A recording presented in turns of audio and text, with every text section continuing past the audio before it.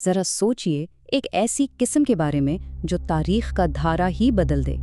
یہ کہانی ہے ایک سلطان کی، ایک شہر کی اور ایک ایسے انتقام کی جس نے دنیا کو ہمیشہ کے لیے بدل دیا۔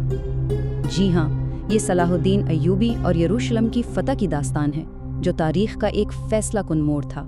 12ویں صدی کا زمانہ ہے۔ مسلمانوں کے دارالحکومت دمشق سے ایک قافلہ حج کے لیے مکہ کی طرف جا رہا ہے، لیکن فلسطین پہنچتے ہی اس پر ایک وحشیانہ حملہ ہو جاتا ہے۔ سارا مال و اسباب لوٹ لیا جاتا ہے اور مسافروں یہاں تک کہ عورتوں پر بھی بہت ظلم کیا جاتا ہے۔ لیکن حملہ آوروں کو یہ نہیں معلوم تھا کہ انہوں نے کتنی بڑی غلطی کر دی ہے۔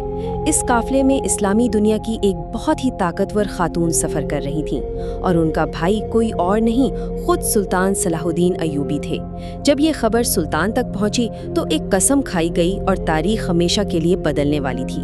لیکن صلاح الدین کی فتح کو سمجھنے سے پہلے ہمیں یہ جاننا ہوگا کہ آخر انبیاء کا یہ شہر یروشلم مسلمانوں کے ہاتھ سے گیا کیسے۔ اس کے لیے ہمیں وقت میں تھوڑا پیچھے جانا پڑے گا۔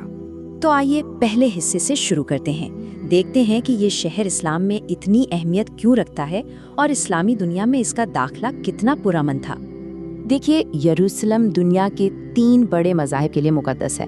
اسلام میں تو یہ وہ سرزمین ہے جہاں اللہ نے بہت سے انبیاء بھیجے، اور یہ وہی جگہ ہے جہاں سے پیغمبر محمد صلی اللہ علیہ وسلم نے معراج کا آسمانی سفر کیا تھا، تو اس کی روحانی اہمیت بہت ہی گہری ہے۔ جب 637 عیسوی میں خلیفہ عمر رضی اللہ عنہ یروشلم پہنچے تو ایک حیران کن واقعہ پیش آیا۔ شہر نے بغیر کسی جنگ کے ہتھیار ڈال دیے۔ ایک قطرہ خون بہائے بغیر خلیفہ نے تمام شہریوں اور ان کی عبادت گاہوں کی حفاظت کی پوری ضمانت دی۔ یہ ایک پرامن آغاز تھا جو بعد میں ہونے والے واقعات کے بالکل برعکس تھا۔ لیکن صدیوں بعد یہ امن قائم نہ رہ سکا۔ یروشلم کا مسلمانوں کے ہاتھ سے نکل جانا دراصل ان کی اندرونی کمزوری اور تقسیم کا ہی نتیجہ تھا۔ شروع میں خلافت ایک متحد اور طاقتور سلطنت تھی، لیکن 11ویں صدی تک آتے آتے حالات بدل چکے تھے۔ مسلم دنیا اندرونی طور پر ٹوٹ پھوٹ کا شکار تھی اور سلجوق ترکوں اور مصر کے فاطمیوں جیسی حریف ریاستوں میں بٹ گئی تھیں۔ یہ سلطنتیں آپس میں ہی لڑ رہی تھیں، جس نے انہیں باہر کے حملوں کے لیے بہت کمزور بنا دیا تھا۔ اور جب مسلمان آپس میں لڑ رہے تھے، یورپ میں پوپ اربن دوم یہ سب کچھ بڑے غور سے دیکھ رہا تھا۔ اس نے مسلمانوں کی اس پھوٹ میں ایک موقع دیکھا اور پہلی صلیبی جنگ کا اعلان کر دیا۔ اس کا نتیجہ ایک خوفناک سانحہ۔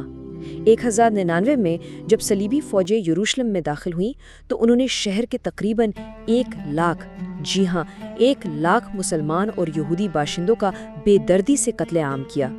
یہ ایک ایسی فتح تھی جو خون سے لکھی گئی تھی۔ لیکن اسی تقسیم اور تباہی کے دور سے ایک ایسی شخصیت ابھری جس نے اس بکھری ہوئی دنیا کو جوڑنا تھا، اور وہ تھے صلاح الدین ایوبی۔ صلاح الدین ایک کڑ جنگجو تھے جو جلاوطنی میں پیدا ہوئے۔ انہوں نے دمشق میں نور الدین زنگی کی سرپرستی میں تربیت پائی۔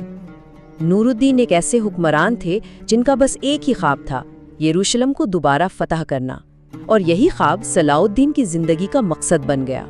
صلاح الدین کا اقتدار تک پہنچنا کوئی اتفاق نہیں تھا، بلکہ ایک سوچا سمجھا سفر تھا۔ پہلے انہوں نے اپنے چچا شیر کوہا کے زیر سایہ ایک بہترین جنرل کے طور پر خود کو منوایا، پھر صرف 32 سال کی عمر میں وہ مصر کے گورنر بن گئے۔ اپنے استاد نور الدین کی وفات کے بعد انہوں نے بڑی حکمت سے مصر اور شام کو متحد کیا اور آخرکار صلیبیوں کا مقابلہ کرنے کے لیے ایک مضبوط سلطنت کی بنیاد رکھی۔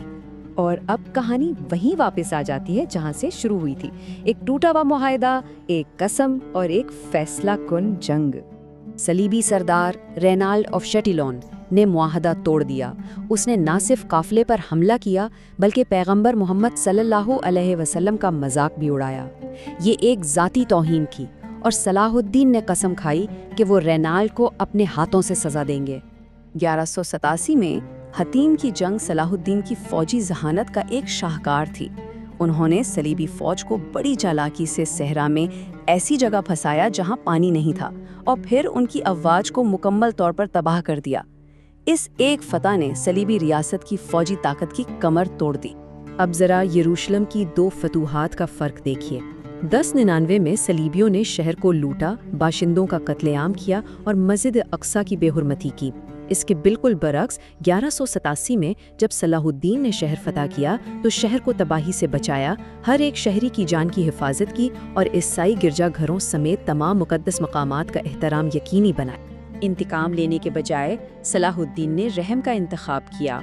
उन्होंने शहर के मुहाफिजों से कहा, मैं तुम सबको जिंदगी बख्शता हूँ, तुम फिदिया देकर अमन से जा सकते हो।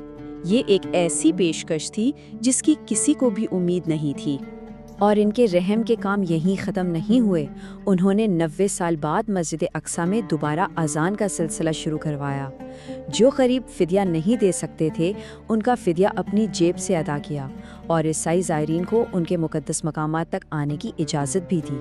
सलाहुद्दीन के निक़्तामात की गूंज सदियों तक सुनाई देती रही और उनकी मीरास आज भी तारीख़ पर गहरे असरात रखती है।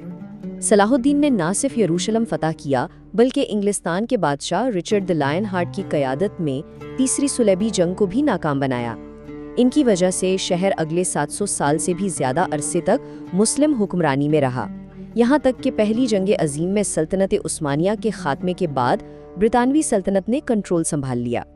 इस तारीखी याद की गहराई का अंदाज़ा इस वाक़े से लगाया जा सकता है कि जब 1917 में एक फ्रांसीसी जनरल शहर में दाखिल हुआ तो कहा जाता है कि उसने सलाहुद्दीन के मकबरे को लात मारी और ऐलान किया, सलाहुद्दीन हम वापस आ गए हैं। सलाहुद्दीन की कहानी हमें याद दिलाती है कि क़यादत, इत्तेहाद और रहमदिली तारीख़ का रुख मोड़ सकती है।